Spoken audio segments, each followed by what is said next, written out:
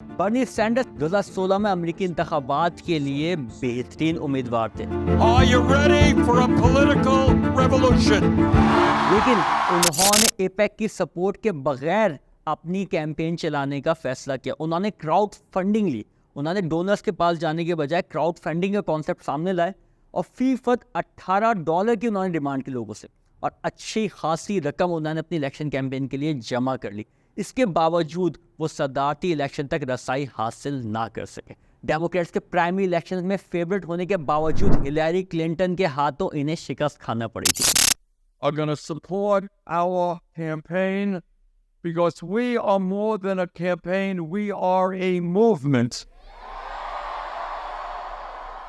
बर्नी Sanders से मुतालिक कहा यह जाता है कि उन्हें खुद डीएनसी यानी डेमोक्रेटिक नेशनल कमेटी ने जानबूझकर हरवाया। डेमोक्रेट्स ने खुद प्राइमरी इलेक्शन में धांधली करके बर्नी सैंडर्स की जगह हिलैरी का इंतखाब मुमकिन बनाया। ये बर्नी सैंडर्स के हिमायती इल्ज़ाम लगाते हैं। डेमोक्रेट्स के प्राइमरी इलेक्शन का आगाज़ आयोवा और न्यू हैम्पशायर से होता है। इन दोनों स्टेट्स में होता यह है कि दो तरीके से इंतखाबात होते हैं। ये दो स्टेट्स बड़ी इंपॉर्टेंट होती हैं डेमोक्रेट्स के लिए, क्योंकि दोनों डेमोक्रेट स्टेट हैं, और यहाँ से जो उम्मीदवार जीतता है नॉर्मली वही डेमोक्रेट्स का सदारती उम्मीदवार बनता है। अच्छा, यहाँ पे दो तरीके से होते हैं इलेक्शन। एक तो इलेक्टोरल प्रोसेस ही होता है, और दूसरा होता है एक पुराना कदीम रोमन तरीका जिसे कास्टिस कहा जाता है। तो इस तरीके के तहत टाउन हॉल में डेमोक्रेट अरकान जमा होते हैं और एक दूसरे को अपने पसंदीदा उम्मीदवार की हिमायत पर कायल करते हैं। जिसके हिमायती ज़्यादा लोगों को अपने उम्मीदवार की हिमायत पर कायल कर लेते हैं, वो उम्मीदवार जीत जाता है। यहाँ जो वोटिंग का अमल है वो आमतौर पर इलेक्ट्रॉनिक नहीं होता, बल्कि वोटों की गिनती मैनुअली की जाती है।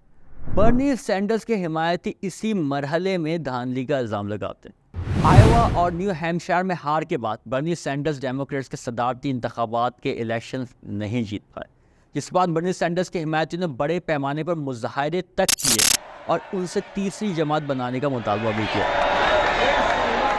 अलबत्ता बर्नी सैंडर्स ने बयान दिया कि वो पहले से ही तकसीम अमेरिका को मज़ीद तकसीम नहीं करना चाहते। So people say, oh my goodness, my candidate didn't win, I'm dropping out. Even though the candidate was very sorry. I lost. I was there. I'm not dropping out. You got to look at the world as it is and do the best you can. And people can disagree, Hassan, what is the best? How do we go forward? But dropping out is certainly not one of these.